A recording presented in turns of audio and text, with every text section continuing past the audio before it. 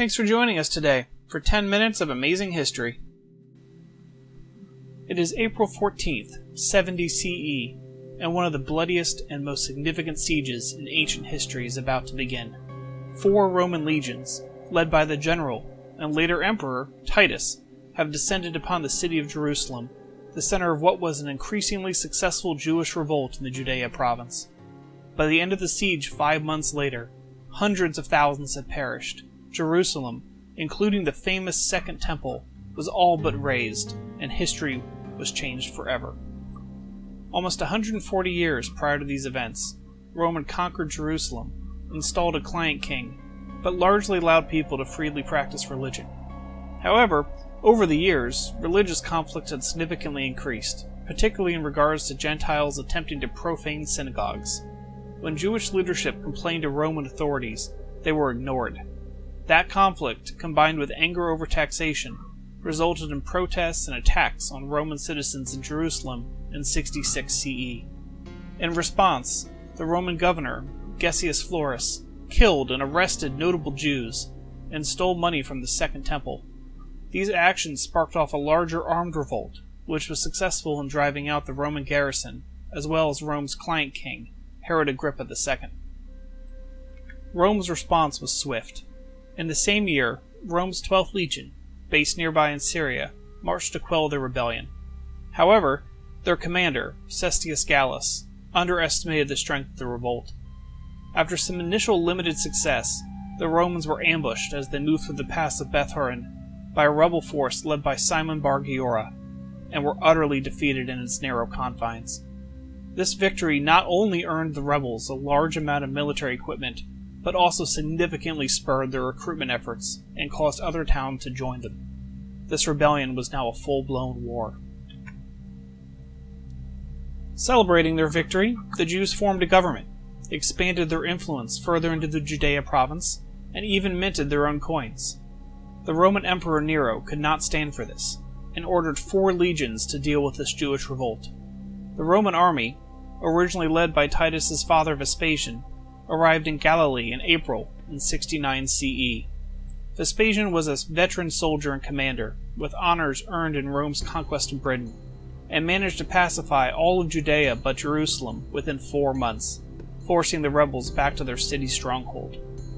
Before marching on Jerusalem himself, the death of Emperor Nero prompted Vespasian to declare himself emperor, and so left the siege of the city to his son, Titus. It's important to note that even with a numerical advantage, this siege was no small task. In these times, Jerusalem was a large and well-fortified city, covering almost a square mile, or 2 square kilometers for our metric friends, and boasted a population of around 200,000, which was significantly increased during important holidays by tens of thousands of pilgrims. The contemporary Roman author Pliny the Elder called it, quote, by far the most famous of the cities of the East. Indeed, Jerusalem's defenses were made up of multiple layers of walls. The first contained the southern parts of the city, which was densely populated and heavily fortified. The second surrounded a smaller area just north of the first, but was much less populated. The third wall was an ambitious project started by King Herod Agrippa I, and was intended to be a 5-meter thick impenetrable wall for the northern expansion of the city. However, Herod became concerned that the Romans would take offense to the existence of such a wall, and so nothing more was ever laid than the foundations. However, those foundations were put to use during this revolt, as the rebels were successful in completing the third wall, albeit not nearly to the thickness originally planned. In addition to these layers of walls, the fortress Antonia sat in a commanding position in the middle of the city, and the Second Temple complex had its own set of sturdy walls. Titus's arrival at Jerusalem coincided with Passover, and he took advantage of the throngs of pilgrims streaming towards the city. He allowed tens of thousands to enter, but did not allow any to leave, putting a strain on an already unstable food and water supply. Adding to Jerusalem's problems was the inability of its leaders to act as a cohesive unit. A moderate faction, whose intent was to negotiate with the Romans, had taken leadership in the Jewish government and pushed the aptly named Zealots, which was a strongly anti-Roman faction, out of prominence. These zealots were dead set on winning without negotiation, and were prepared to go to any lengths to do so, including murdering their more moderate political rivals. While some enmities were set aside when the Romans began building siege works, their army was divided along political lines and did not act as one organized force. The Jewish defenders numbered around 24,000, with most under command of the zealot leader Simon Bar Giora. While they did have access to some amount of military equipment taken from previous victories, their leadership was racked with internal conflicts and poor leadership. The troops they commanded lacked discipline, training, and preparation for siege warfare. As an example of the questionable decisions made by this faction, shortly after the siege began, the Zealots torched much of the city's food supply, supposedly to try to force the defenders into a desperate life-or-death fight. That being said, the first fights ended in favor of the Jews, as they sallied out to attack Roman siege lines by surprise. Titus tightened his own defenses and started attacking the northwest portion of the newly built third wall with battering rams. These attacks were successful after 2 weeks, and the Romans had their first foothold in the city. The second wall was breached west of Fortress Antonia just 4 days after that. However, this opening was narrow, reportedly only 3 people wide, and the Zealots lured the trickling in Roman forces into unfavorable house-to-house fighting. They caused so many casualties that Titus was forced to withdraw and open up a wider front by demolishing the entire second wall. The Romans' next target was the fortress itself. Titus started construction of large siege towers and other siege equipment, but the defenders were able to destroy much of this by mining underneath them, filling the tunnels with fuel, and setting it alight, collapsing the ground above. Despite this success, the defenders in the city itself were now truly starving, and the end of the siege was nowhere in sight.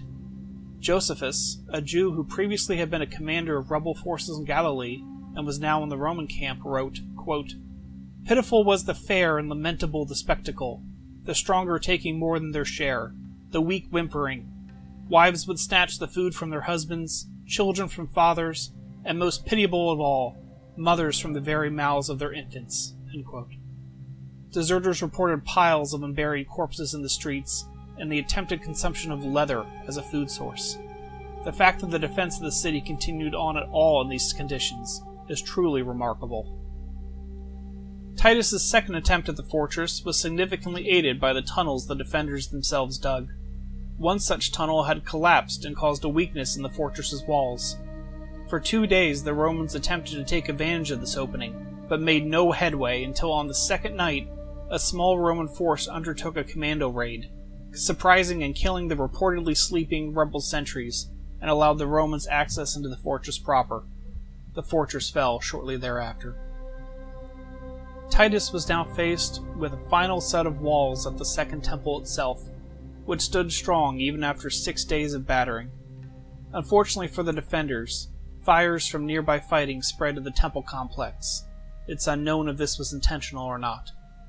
As the temple burned, many of the defenders rushed to try to save it, opening gaps in their defenses that the Romans pushed through. Titus ordered his men to save the temple, but he was ignored, as Roman soldiers actually contributed to the blaze while slaughtering those who remained in the complex. Josephus wrote that, quote, "The soldiers' respect for Titus and their fear of the centurion's staff were powerless against their fury, their detestation of the Jews, and an uncontrollable lust for battle. There was no pity for age, no regard for rank. Little children and old men, laymen and priests alike were butchered. The cries from the hill were answered from the crowded streets, and now many who were wasted with hunger and beyond speech found strength to moan and wail when they saw the sanctuary in flames."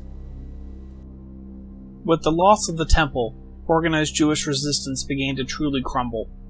The remaining Jewish soldiers held on for another 3 weeks in the southwestern portion of the city, but Roman victory was inevitable, and many surrendered as the Romans reached their positions.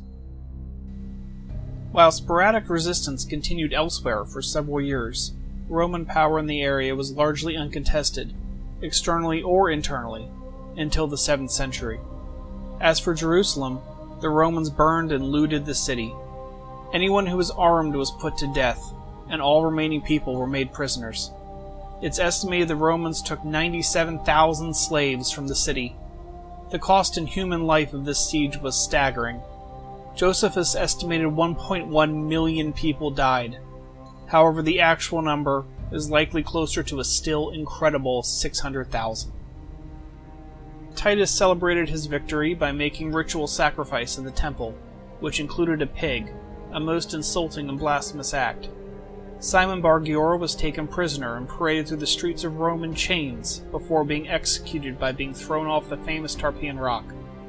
Titus also took numerous trophies from the temple to display in Rome. In 81 CE, after Titus's death, Rome built the Arch of Titus to commemorate his victory, which can still be seen today in Rome's Via Sacra. As for the Jews, the loss of such an important city, as well as the forcible relocation of so many Jews as slaves, contributed significantly to the scattering of Jews from their homeland and settlement in other parts of the world, also known as the Jewish diaspora.